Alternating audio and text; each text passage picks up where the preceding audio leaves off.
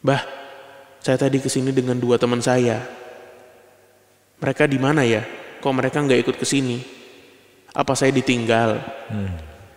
Simbah jawab, cuma kamu yang bisa masuk ke desa ini. Teman-teman kamu nggak diterima di sini. Assalamualaikum warahmatullahi wabarakatuh. Shalom. Om Swastiastu. Namo Buddhaya. Salam kebajikan. Balik lagi di YouTube channelnya PMK. Ya, ini kita kembali berdua. Yoi, Studio kita sekarang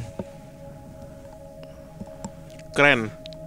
Kita punya setup studio baru. iya, betul. Kita nyewa untuk 5 tahun ke depan. Amin. Buayanya lagi di rawa. Buayanya lagi di dalam. Sekarang kita bawa rawanya, ya. Biasanya ada di rawa nih. Soalnya banyak yang bilang kangen setup berdua gitu. Ya udah nih kita berdua lagi ya, guys ya. Kangen sama buaya juga katanya. Rawanya sih. Oke, jadi di video sebelum ini itu kita ngobrol-ngobrol sama Adit Insomnia. Ya, betul. Dan ternyata di kolom komen itu banyak yang nanya, Le. Heeh. Adit Insomnia tuh siapanya Surya Insomnia? Berarti banyak yang nggak tahu ya kalau Insomnia tuh nama program. Betul. Dulu. MTV Insomnia. Bener, Ya dulu di tahun 2000-an tuh ada program MTV Insomnia di mana hostnya tuh mereka berdua ya. Betul. Adit Adit dan sama Surya. Surya, gitu. Ya, pokoknya begitu ya. Selamat pagi, siang, sore, malam buat teman Kliwon dan teman-teman yang menyaksikan. Ini kangen nih gue berdua untuk nyampein salam ke teman-teman yang ada di Pulau Jawa, Kalimantan, Hong Kong hadir, Saudi Arabia, Jepang hadir, Magetan, Borneo, Kalimantan tuh mana? Jarot tuh. Kota Baru, Kota Baru, Banjarmasin, Padang hadir. Wah, banyak Purwokerto dan lain-lain ya, Semarang. Terima kasih sudah menemani kita di 4 tahunnya podcast Malam Kliwon ya. Yes, terima kasih banyak juga buat teman Kliwon yang kemarin udah ikutan pre-order merchandise eksklusif anniversary kita yang keempat. Betul. Buat yang belum kebagian, mungkin nanti ada ready stocknya ya, cuman Ya. kayaknya stoknya nggak banyak gitu. Betul. Pokoknya dipantengin aja di Pasar Malam Kliwon ya. Ya, dan jangan lupa buat dengerin kita di Spotify juga. Yes. Oke. Kita udah lama juga di YouTube nih nggak bacain cerita dari teman Kliwon ya. Ya. Malam hari ini kita akan membacakan kembali cerita-cerita dari teman Kliwon. Dan udah masuk ke kita ini pengalaman seorang teman Kliwon di Gunung Slamet. Oke, langsung aja ya. Yuk. Halo Bimo dan Danu, panggil saja nama gua Dito. Selama ini gua hanya jadi pendengar aja cerita dari teman-teman Malam Kliwon nih. Kali ini gua mau coba berbagi pengalaman dan maaf kalau akan panjang. Bulan Desember 2022, gua dan 2 teman gua, sebut aja Dejan dan Ruli, mendaki Gunung Slamet via Bambangan. Kita kerja di kantor yang sama di daerah Kebagusan, Jakarta Selatan. Pendakian ini emang udah kita rencanakan beberapa bulan sebelumnya. Yang awalnya kita berencana 6-8 orang, tapi yang jadi berangkat hanya kita bertiga dengan ya beragam alasan lah. Pada akhirnya kita bertiga sepakat untuk berangkat tanggal 9 Desember pulang kerja. Dan rencananya mulai mendaki tanggal 10 pagi. Jadi jam 7 jam 8 tuh udah simaksi lah. Dejan dan Ruli memang penggiat alam dia. Jadi termasuk sering untuk naik gunung, bisa sebulan sekali malah. Gue sendiri sejak cedera lutut tuh hampir 1 tahun lebih, baru kali ini coba naik gunung lagi. Tapi ini kita sama-sama baru pertama kali naik ke Gunung Slamet.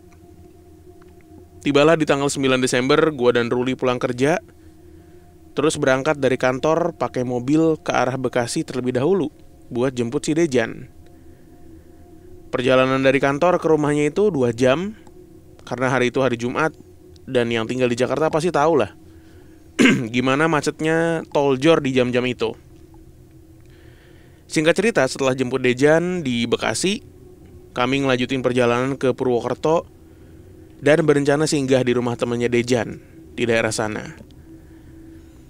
Rencananya kita mau istirahat terlebih dahulu sebelum berangkat ke basecamp Bambangan. Karena kami pikir jaraknya juga nggak terlalu jauh. Nantinya kami bisa menitipkan mobil di rumah temannya Dejan. Sekitar jam 4 pagi sampai nih kami di Purwokerto. Langsung mampir buat istirahat sejenak sambil membahas kembali rencana perjalanan kita. Mulai mendaki jam 8 pagi dan estimasi sampai di pos 7, pos Semiyang Kendit, maksimal 8 jam, yaitu sekitar jam 4 sore. Lalu buka tenda dan bermalam di sana, baru pagi berikutnya kita summit ke puncak Gunung Selamat. Oke, lanjut ya. Sekitar jam 5 setelah pembahasan rencana itu rampung, kami memutuskan untuk tidur 2 jam terlebih dahulu, dan dengan rencana jam 7 tuh udah berangkat. Rencana kami yang ingin bangun jam 7 dan mulai pendakian jam 8 tertunda, karena ternyata Ruli ketiduran tuh sampai jam 9. Dejan sendiri baru dia tuh belum sempat tidur, jadi baru bangun sekitar jam 10-an. Setelah Dejan bangun, baru kami ke base camp. Singkat cerita, sampai di base camp, kami beli perbekalan segala macem, dan kami mulai pendakian jam 12. Dari base camp, milih untuk naik ojek gunung untuk mempersingkat waktu sampai ke pos 1. Sekitar sejam, kami sampai di pos 1, istirahat sebentar, lalu lanjut ke pos 2. Dari pos 1 sampai pos 2 ini, gue sempat nyeletuk lah. Tumben baru kali ini naik di awal tuh gak berasa capek. Dengan kondisi kaki gue yang abis cedera, yang sebenarnya belum sembuh total, awalnya gue takut bakal kambuh dan akan kesulitan. Tapi ternyata dari base camp sampai pos 2, kaki gue gak masalah. Dan gue bener-bener belum ngerasa capek. Dengan perjalanan dari base camp ke pos 2, kami udah berjalan sekitar 3,5 jam. Di pos 2 ini kami istirahat sebentar untuk ngerokok. Kemudian dengan waktu yang menunjukkan udah jam 4 sore, gue ngingetin kedua teman gue buat segera lanjut. Gue juga ngingetin jangan sampai di pos 4 di waktu maghrib. Jalanlah kami ke arah pos 3. Sampai nih di pos 3 Bayangan. Jadi sebelum di pos 3-nya nih ya, ada percabangan jalan antara lurus dan belok kanan. Kami yang belum pernah ke sana sebelumnya memutuskan untuk istirahat 10 menit sampai ada orang lewat. Ya, jadi bisa bareng gitu. Kalau nggak ada orang, ya kami coba salah satu jalan dari cabang itu. Nah, saat istirahat ini, tiba-tiba ada kabut tebel yang membuat kami tambah ragu untuk melanjutin perjalanan. Karena jalanannya itu tertutup. Padahal selama perjalanan itu nggak ada hujan turun. Kami yang udah berapa kali naik gunung tahu jika memaksakan berjalan dengan kabut setebal itu pasti bahaya. Apalagi udah sore. Di tengah kabut itu tiba-tiba gue melihat ada sosok hitam besar di atas pohon dengan mata yang merah dan sedang menyeringai ke arah gue. Seakan menantang gitu. Dengan gerakan tangannya, dia kayak nyuruh gue untuk nyamperin dia. Gue yang emang pada dasarnya sering ngelihat penampakan, gak kaget ngelihat sosok itu. Kemudian gue bertanya ke Ruli, Rul, buat kesepakatan yuk. Kalau kita lihat aneh-aneh, mau diceritain di bawah setelah turun, atau langsung diceritain di tempat. Biar kita sama-sama nyari sumber tersebut. Biar mastiin halusinasi atau enggak gitu. Ruli yang kaget sama ucapan gue tiba-tiba ngerasa ada yang aneh. Dia bilang, langsung cerita aja pak. Emang lu lihat apa? Gue pun nyeritain apa yang gue lihat dan nunjuk ke arah pohon di mana sosok itu masih ada. Setelah itu gue sama Ruli ngajak Dejan untuk periksa pohon itu. Tapi saat kami ingin mengarah ke pohon tersebut, secara tiba-tiba kabut mulai menghilang. Dan terlihat ada satu kelompok pendaki lain sekitar 4 orang. Akhirnya kami urungkan untuk melihat pohon itu. Kami pun mulai lanjut pendakian dan ngikutin kelompok tersebut melalui jalur yang ke arah kanan. Namun gak lama setelah itu, di jalur yang menanjak, tiba-tiba gue kepleset. sampai terseret beberapa meter ke bawah. Gue yang ngerasa aneh karena ngerasa jalur tapak gue udah bener, tapi kaki kok berasa berat tiba-tiba. Padahal dari tadi gak ada masalah. Sampai sekitar 6 kali gue kepleset. Dan tiap kepleset, itu istirahat seenggaknya tuh 5 menit. Singkat cerita, karena Dejan dan Ruli yang udah kasihan sama gue, terus juga waktu udah hampir jam 6 sore, kita sepakat bertenda di pos 3 Pondok Cemara aja nanti. Karena kita gak mau nekat ngelewatin pos 4, kondisi maghrib dan udah malam hari. Di sisa-sisa tekad gue yang udah berulang kali kepleset, gue tetap berusaha untuk sampai pos 3 terlebih dahulu. Namun di tengah jalan, gue ngeliat burung jalak hitam.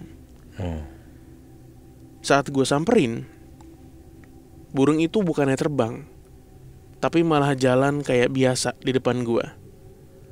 Seakan-akan mau nunjukin jalan. Sejak ada burung jalak tersebut, gue gak pernah lagi terpleset.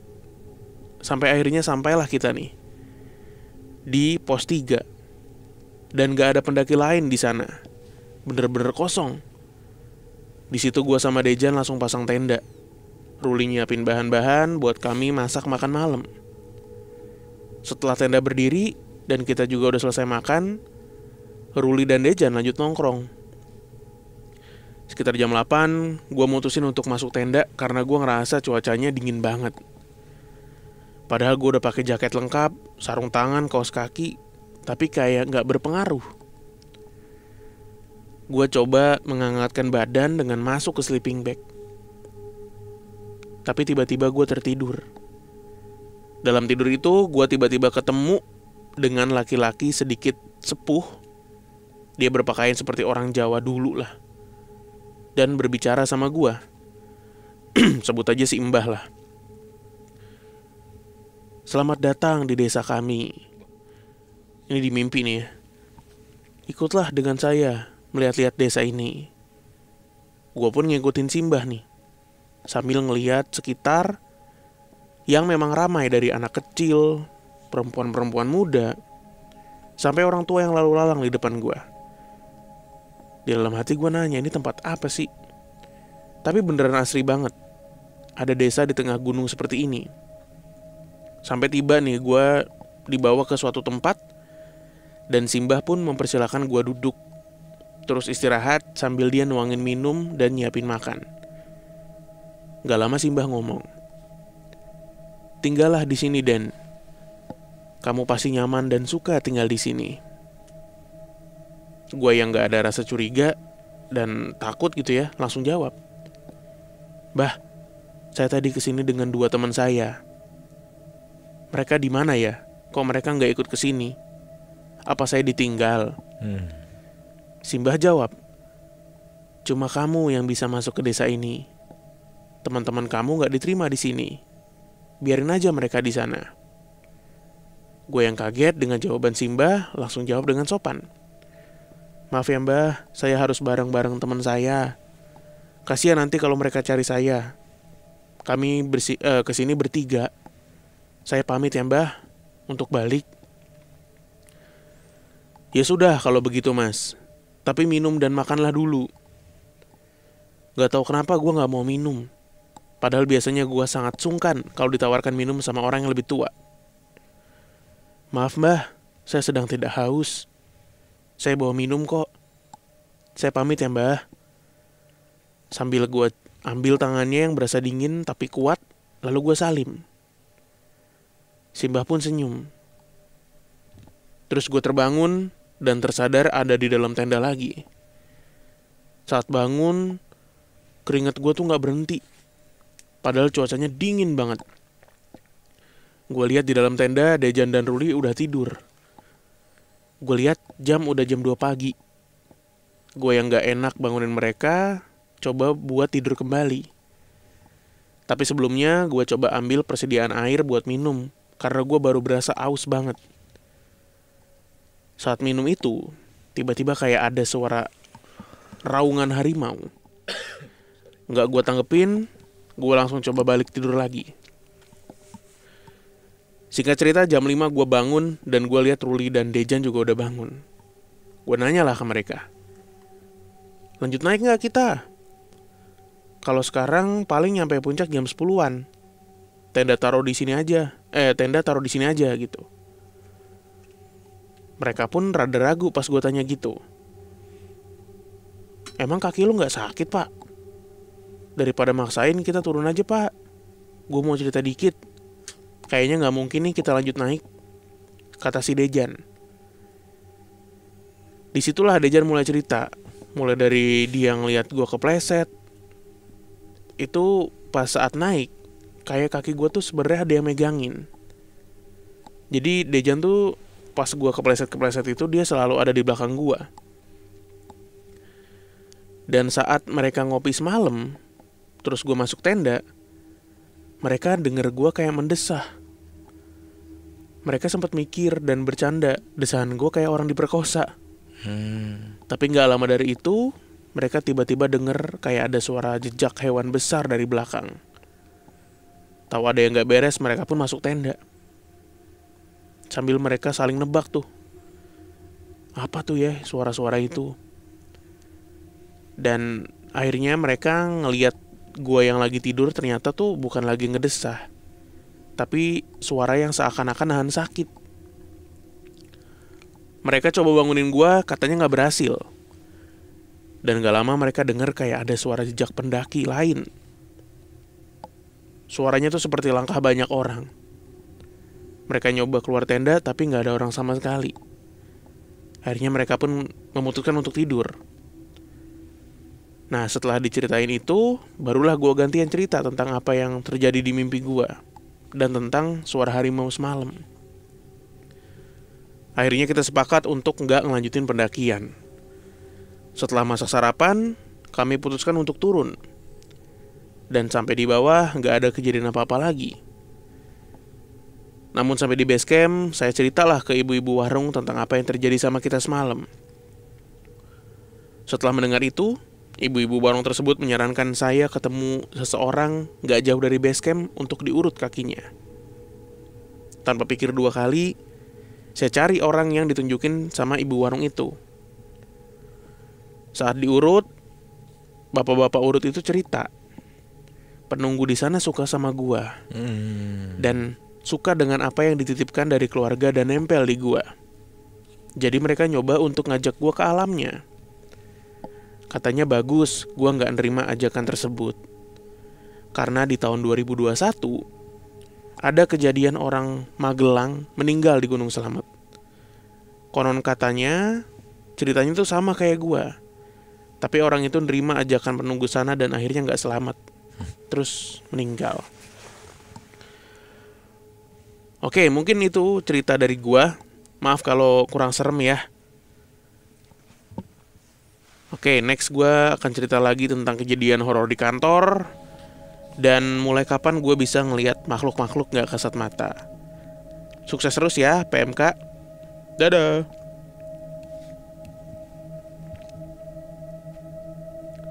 Oke.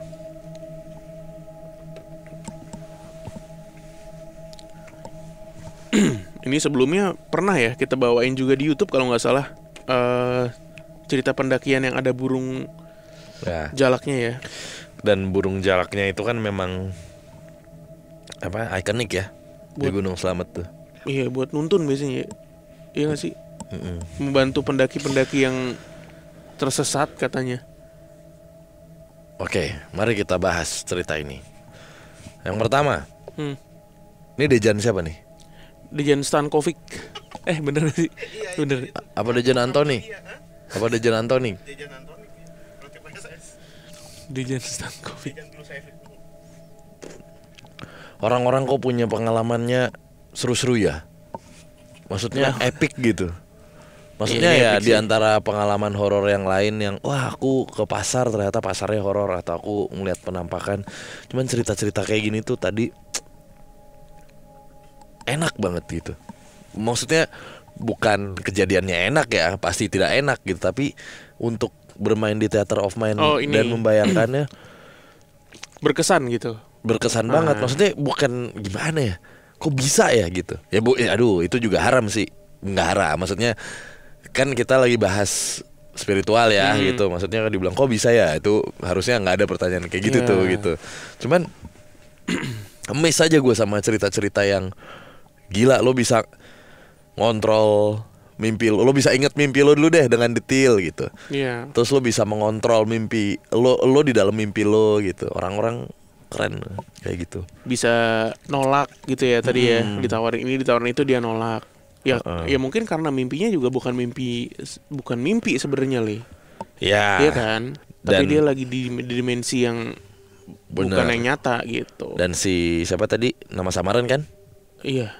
Ya siapa tadi namanya? Kan Dejan Ruli sama dia namanya Dito. Panggil aja Dito. Si Ditonya juga sensitif. Iya. Balik lagi, kita selalu bilang kalaupun ini kan kita nggak tahu ya cerita-cerita yang dikirim nih fiktif atau fakta gitu. Di luar kuasa kita lah untuk ngejudge itu. Kalaupun fakta biasanya ada nih teman-teman yang foto atau video. Tapi kalaupun memang ini tidak fakta gitu ya, tetap epic menurut gua. Ya nggak sih, dari tatanan. Iyalah. Iya. Dan dia kan tadi dibilang kenapa yang akhirnya dimimpiin tuh dia gitu, karena penunggu di sananya tuh ada ketertarikan. Betul. Sama apa yang dititipin ke keluarganya dan ke dia. Teman-temannya enggak. Terus ini loh, twist kecil kayak lo mau cerita sekarang apa di bawah aja nih, sekarang aja ceritain. Nah pas mau diceritain, pas dia nunjuk ke pohon, tiba-tiba kabutnya hilang. Nah tadi tuh gue mikirnya kenapa dia jatuh berkali-kali, itu karena penunggu yang dia tunjuk tuh nggak suka. Gue mikirnya gitu tadi. Iya kan. Ternyata sampai situ ya udah, ngerti nggak lo? Kayak pas dia udah masuk tenda, terus dia mimpi segala macem gerah, itu udah beda. Udah beda segmen tuh kisahnya gitu. Yang tadi ya udah gitu ngilang aja. Ya makhluknya juga beda kan. Iya beda gitu. Terus ini apa namanya? Ya itu sih maksudnya menolak dan dia masih ingat gitu ya detail. Iya dia saya kesini sama teman saya Pak. Mbah. Cowok-cowok tuh biasanya main terabas aja tuh kalau kayak gitu. Aus dikasih minum ya. Cuman brotherhoodnya ya memang pecinta alam kan juga begitu ya. Iya. Sama yang terakhir tuh yang data nih yang menguatkan cerita ini juga fakta mungkin ya. 2021 ada dari Magelang meninggal gitu. Katanya ada pendaki asal Magelang tuh meninggal di Gunung Slamet. Permasalahannya ceritanya sama. Iya. Karena mimpi. Gimana kita bisa tahu? Yang mengkonfirmasi siapa? Nah, kan doi udah udah nggak ada, udah meninggal. Udah tenet cilutung gitu tuh. Tahu nggak lo? Mario Bros. Tenet game over. Pleketung gitu kalau lagi nembak. Iya kan? Iya. Kita tahu dari mana ceritanya kalau dia karena mimpi juga terus ngiyain. Nggak mungkin kayak di film-film. Aku mimpi. Iya. Gitu. Sinetron. Siapa yang membunuhmu?